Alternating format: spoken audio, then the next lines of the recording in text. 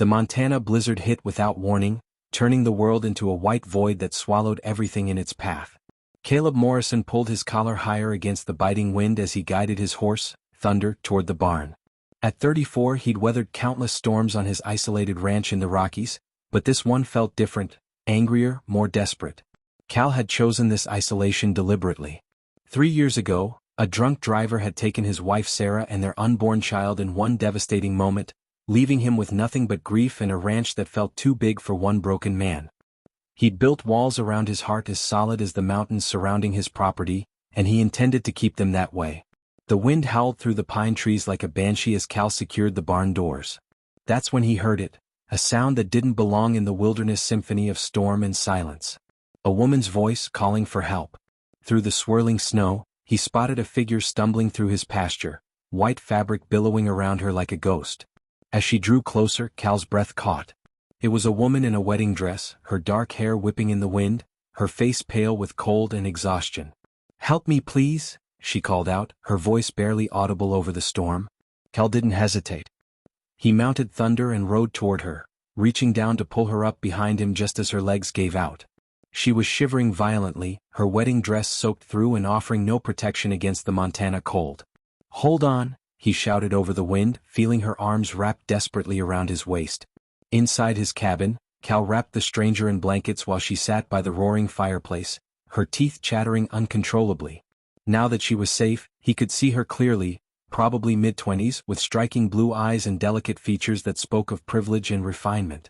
Her wedding dress was expensive, the kind worn by society brides, not ranch women. "Thank you," she whispered, accepting the hot coffee he offered. "I thought I was going to die out there." "What's your name?" Cal asked, settling into the chair across from her. "And what the hell are you doing in a wedding dress in the middle of a blizzard?" She was quiet for a long moment, staring into the fire. When she spoke, her voice was steady despite everything she'd been through. "I'm Lily Rose Patterson. And I ran away from my wedding." Cal raised an eyebrow. "Must have been some wedding to make you run into a storm like this." Lily's laugh was bitter. "It wasn't a wedding, it was a business transaction. My father arranged it to merge his company with the Blackwood Empire. Richard Blackwood he's not a good man. I couldn't go through with it." "So you ran?" "I ran," she confirmed. "Took nothing but the clothes on my back and my grandmother's ring." She touched a simple gold band on her right hand. "I don't even have my purse, my phone, my ID. Nothing." Cal studied her face, seeing the fear beneath her brave facade. He recognized the look. He'd seen it in wounded animals, that careful wariness of someone who'd been hurt and was expecting more pain. "Where were you headed?" "Anywhere but there," Lily said simply. "I was driving north, trying to get as far from Denver as possible when the storm hit. My car slid off the road about 5 miles back. I've been walking for hours." The storm raged outside, rattling the windows and piling snow against the doors. Cal knew from experience that this kind of weather could last for days, and the roads would be impassable even after it stopped. "Well, Lily Rose Patterson," he said, "looks like you're stuck here for a while. Storm like this could last 3 days, maybe more." Fear flashed in her eyes. "I can't stay that long. They'll be looking for me. Richard has connections, private investigators. If they find me here, they'll drag me back." "Not from my ranch, they won't," Cal said with quiet conviction. "This is my land and I decide who's welcome here." Something in his tone made Lily look at him more closely. Caleb Morrison was tall and lean, with the kind of weathered handsomeness that came from years of outdoor work. His dark hair was streaked with premature silver, and his brown eyes held depths of pain that matched her own. "Why would you help a stranger?" she asked. Cal was quiet for a moment, staring into the fire. "Because everyone deserves a chance to choose their own path. And because no woman should be forced into marriage with a man who scares her." As the night wore on and the storm continued its assault, Lily found herself opening up to this quiet cowboy who'd saved her life. She told him about her privileged but lonely childhood, about a father who saw her as a business asset rather than a daughter, about Richard Blackwood's increasingly possessive behavior during their engagement. "He hit me once," she admitted quietly. "During a dinner party when I disagreed with him about something trivial. Then he apologized and bought me a diamond bracelet like that made it okay." Cal's jaw tightened, but his voice remained gentle. "That's when you knew you had to run. That's when I knew I'd rather die free than live as his prisoner." The words hung in the air between them, heavy with meaning. Cal saw something in Lily that called to the protective instincts he'd thought died with his family, a strength wrapped in vulnerability, a spirit that refused to be broken despite everything she'd endured. As Lily finally fell asleep on his couch, wrapped in quilts his grandmother had made, Cal stood at the window watching the snow fall. He'd spent 3 years avoiding human connection, convinced that caring for someone only led to loss and pain. But looking at this brave woman who'd risked everything for freedom, he felt something stir in his chest, something that felt dangerously like hope. Lily woke to the smell of bacon and coffee, momentarily disoriented by the unfamiliar surroundings. Then memory flooded back, the wedding, the escape, the storm, and the cowboy who'd saved her life. Through the window she could see that snow was still falling, though not as heavily as the night before. "Morning," Cal said from the kitchen, not looking up from the stove. "Hope you like your eggs scrambled." Lily sat up, suddenly conscious of her appearance. Her wedding dress was wrinkled and stained, her hair a tangled mess. She must look like a disaster. "I should probably change out of this," she said, gesturing to the dress. "I found some of my wife's clothes in storage," Cal said quietly. "They might fit you. She was about your size." The past tense wasn't lost on Lily. Was? She died 3 years ago. Car accident. Cal's voice was matter-of-fact, but Lily could hear the pain underneath. "I'm sorry," Lily said softly. "I can't imagine." "Neither could I until it happened." Cal set a plate in front of her. "But life has a way of continuing whether we're ready or not." After breakfast, Cal showed Lily to a small bedroom that had obviously belonged to a woman. The clothes in the closet were simple but well-made: jeans, flannel shirts, warm sweaters. Everything smelled faintly of lavender. "Her name was Sarah," Cal said from the doorway. "She would have liked you. She always said this place needed more laughter." Lily changed into jeans and a soft blue sweater, marveling at how different she felt in practical clothes. For the first time in years she looked like herself rather than the polished society princess her father had molded her into. When she emerged, Cal was feeding the fire. "Storm's supposed to last another day or two," he said. "After that we'll figure out what comes next." "I can't ask you to." "You're not asking. I'm offering." Cal's tone brooked no argument. "Besides, I could use the company. Gets pretty quiet up here." As the day progressed, Lily discovered that Cal was nothing like the men she'd known in Denver's high society. He was quiet but not sullen, strong but gentle, and he treated her with a respect she'd never experienced from Richard or her father. She helped him with small chores around the cabin, learning to tend the fire and prepare simple meals. Cal was a patient teacher, never making her feel foolish for not knowing basic skills that ranch life required. "You're a quick learner," he observed as she successfully started the fire on her 3rd try. "I've always been good at adapting," Lily said. "It's a survival skill in my family." That evening, as they sat by the fire sharing stories, Lily felt something she hadn't experienced in years: peace. There was no pressure to be perfect, no judgment, no fear. Just the quiet comfort of honest conversation with a man who seemed to see her for who she really was. "Cal," she said suddenly, "why did you really help me? A stranger in a wedding dress stumbling through your property in a blizzard. Most people would think I was crazy." Cal was quiet for a long moment, staring into the flames. "Because I know what it's like to feel trapped by circumstances beyond your control. When Sarah died, I felt like I was drowning in other people's expectations of how I should grieve, how I should move on. Sometimes the only way to survive is to run.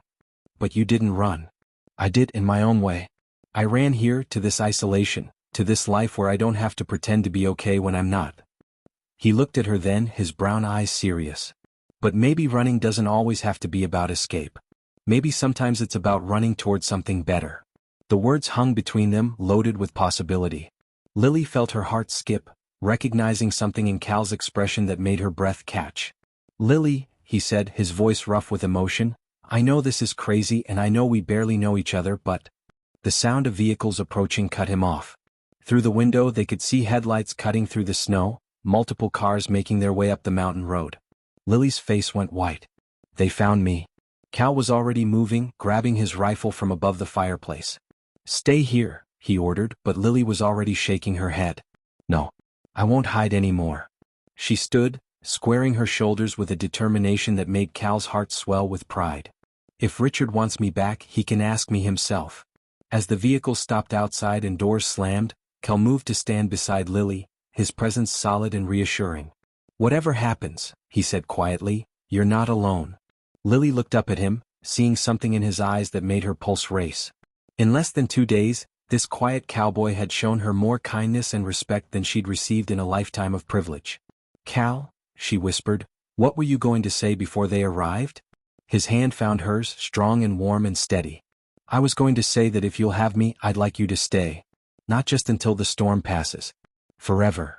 The knock on the door was sharp and demanding, but Lily barely heard it. All she could see was Cal's face, all she could feel was the certainty that this was where she belonged. "Yes," she whispered, just as the door burst open and her old life came crashing back into her new one. Richard Blackwood filled the doorway like a storm cloud, his expensive suit and polished shoes incongruous against the rustic cabin backdrop. Behind him stood 2 men in dark coats, private security, Lily realized with a chill. Her father's money had bought her a very thorough pursuit. "Lily, darling," Richard's voice was smooth as silk, but Lily could see the rage burning in his pale blue eyes.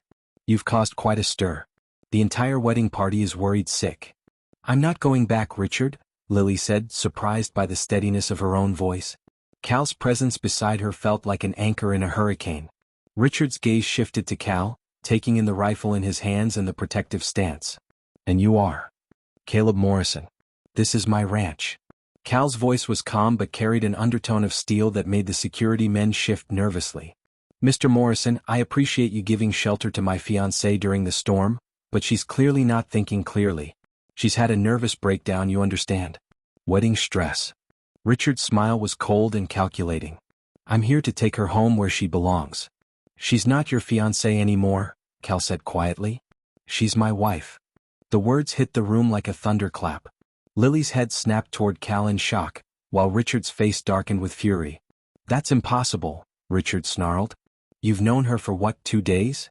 "Long enough to know she deserves better than a man who puts his hands on her," Cal replied, his voice deadly quiet. Richard's mask slipped completely. "You have no idea who you're dealing with, Cowboy. I have lawyers, connections, resources you can't imagine. I'll bury you in this pathetic ranch." "You're welcome to try," Cal said, stepping forward. "But first you're going to get off my property. Now." One of the security men reached inside his coat, but stopped when Cal raised his rifle slightly. The message was clear. This was Montana and they were on his land playing by his rules. "Lily," Richard's voice turned pleading, manipulative. "Think about what you're doing. You're throwing away everything, your family, your future, your father's business. For what? A nobody cowboy in the middle of nowhere?" For a moment Lily wavered. She thought about her father, about the life she'd known, about the security that money could provide. Then she looked at Cal, really looked at him, and saw something Richard could never offer: genuine love and respect. "My father made his choice when he sold me like cattle," Lily said, her voice growing stronger with each word. "And I'm making mine. I choose Cal. I choose this life. I choose freedom." Richard's face contorted with rage. "You stupid little girl. You think this cowboy can protect you? I'll destroy him. I'll destroy this place. I'll make sure you have nothing left to run to. The only thing you'll destroy is yourself if you don't leave," a new voice said from the doorway. Sheriff Tom Bradley stepped into the cabin, his hand resting casually on his service weapon. "Mr. Blackwood, isn't it? I got a call about trespassers threatening local residents." Richard's composure cracked further. "Sheriff, this is a private matter. I'm simply retrieving my fiancée." "From what I can see, the lady has made her position clear," Sheriff Bradley interrupted. "And in Montana, we take a dim view of men who threaten women and their chosen protectors." The standoff stretched taut as a wire. Finally, Richard straightened his tie and forced his politician's smile back into place. "This isn't over, Lily. You'll come crawling back when reality sets in. And when you do, I might not be so forgiving." "Don't hold your breath," Lily replied. After Richard and his men left, Sheriff Bradley lingered to take Lily's statement about the threats and to assure Cal that he'd keep an eye on the ranch. When he finally departed, the cabin felt unnaturally quiet. "Did you mean it?" Lily asked softly. "About being married?" Cal set his rifle aside and turned to face her fully. "I meant every word. But I should have asked properly first." He dropped to one knee, taking her hands in his. "Lily Rose Patterson, will you marry me? Not for protection, not for convenience, but because in 2 days you've brought more light into my life than I've seen in 3 years." Tears spilled down Lily's cheeks as she looked into his honest brown eyes. "Yes, Cal Morrison. Yes, I'll marry you." The kiss they shared was nothing like the polite pecks Richard had given her. This was real, passionate, full of promise and hope and the kind of love Lily had only read about in books. "We'll do it right," Cal murmured against her lips. "A real wedding with the sheriff officiating and the whole town invited if you want." "I just want you," Lily whispered back. "Everything else is just details." As they held each other by the dying fire, both knew that Richard's threats weren't empty. There would be challenges ahead, legal battles and attempts at intimidation. But they also knew they'd face them together, and that made all the difference. Outside, the storm was finally breaking, and the first stars were visible through the clearing clouds. Inside the warm cabin, two hearts that had been broken by loss and betrayal were learning to beat as one. 3 weeks later, Lily stood in front of the mirror in the small bedroom that had become hers, adjusting the simple cream-colored dress that Mary Bradley, the sheriff's wife, had helped her choose in town. It was nothing like the elaborate gown she'd fled in, but it was perfect. Elegant without being ostentatious, beautiful without being a costume. "You look radiant," Mary said, pinning a small spray of wildflowers in Lily's dark hair. "Cal's a lucky man." "I'm the lucky one," Lily replied, meaning every word. The past 3 weeks had been a revelation. Working alongside Cal on the ranch, learning the rhythms of mountain life, discovering who she really was when stripped of society's expectations. It had been the most fulfilling time of her life. The legal battles with Richard had begun almost immediately. He'd filed injunctions, hired investigators, even tried to have Cal arrested on kidnapping charges. But Sheriff Bradley and the local prosecutor had seen through his manipulations, and Richard's threats had only served to unite the tight-knit mountain community around Cal and Lily. "The whole town's talking about how you handled that city lawyer last week," Mary continued with a grin. "Standing up in court and telling him exactly what you thought of his client's business arrangement, marriage proposal." Lily smiled at the memory. Facing Richard's legal team had been terrifying, but she'd found strength she didn't know she possessed. Cal's quiet support and the knowledge that she was fighting for their future had given her courage. A knock on the door interrupted her thoughts. "Lily?" Cal's voice was warm but nervous. "You ready?" "Almost," she called back, taking one last look in the mirror. The woman staring back at her was transformed, not by expensive makeup or designer clothes, but by happiness and purpose. Her eyes sparkled with life, and her smile was genuine for the first time in years. The ceremony was held in the main room of the cabin, decorated with pine boughs and wildflowers that the local women had gathered. The guest list was small but meaningful: Sheriff Bradley and his wife, Joe Clearwater, and his family from the neighboring ranch, Dr. Sarah Mitchell, who served the mountain communities, and a handful of other neighbors who'd become friends. Cal stood by the fireplace in his best suit, his usually unruly hair tamed for the occasion. When Lily appeared in the doorway, his breath caught audibly, and several of the women in attendance sighed romantically. "Dearly beloved," Sheriff Bradley began, having been ordained online specifically to perform the ceremony, "we are gathered here today to witness the union of Caleb Morrison and Lily Rose Patterson in holy matrimony." As they exchanged vows they'd written themselves, Lily felt the last of her old life falling away like a discarded skin. When Cal promised to love and protect her, to stand by her side through whatever storms might come, she knew he meant every word. "I promise to be your partner in all things," Lily said, her voice clear and strong.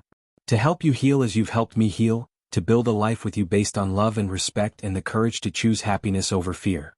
When Sheriff Bradley pronounced them husband and wife, the kiss they shared was witnessed by a room full of people who'd come to love them both. The celebration that followed was simple but joyful: homemade food, local musicians, and dancing that lasted well into the night.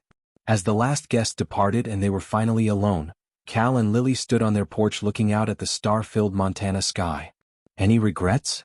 Cal asked, echoing the question he'd posed on their first night together. "Only that I waited so long to find you," Lily replied, leaning into his warmth. "I got a call from my lawyer today," Cal said quietly. "Richard's dropped all the legal challenges. Apparently your father cut him off when he realized the scandal was affecting his business relationships." Lily felt a pang of sadness for the father who'd chosen money over his daughter's happiness, but it was overshadowed by relief. "So it's really over?" "It's really over," Cal confirmed. "You're free, Mrs. Morrison." Mrs. Morrison. Lily tested the name in her mind and found it fit perfectly. 6 months later, as spring painted the mountains in brilliant greens and the first wildflowers bloomed in the meadows, Lily stood in the same spot where Cal had first found her. But instead of a desperate runaway in a ruined wedding dress, she was a confident ranch wife in practical jeans and boots, watching her husband work with the horses he loved. The transformation in both of them was remarkable. Cal had emerged from his grief-imposed isolation, his laughter returning as Lily brought joy back into his life. Lily had discovered strengths she never knew she possessed, finding purpose in the hard but rewarding work of ranch life. They'd started a small business breeding and training horses, with Lily's natural affinity for the animals complementing Cal's expertise.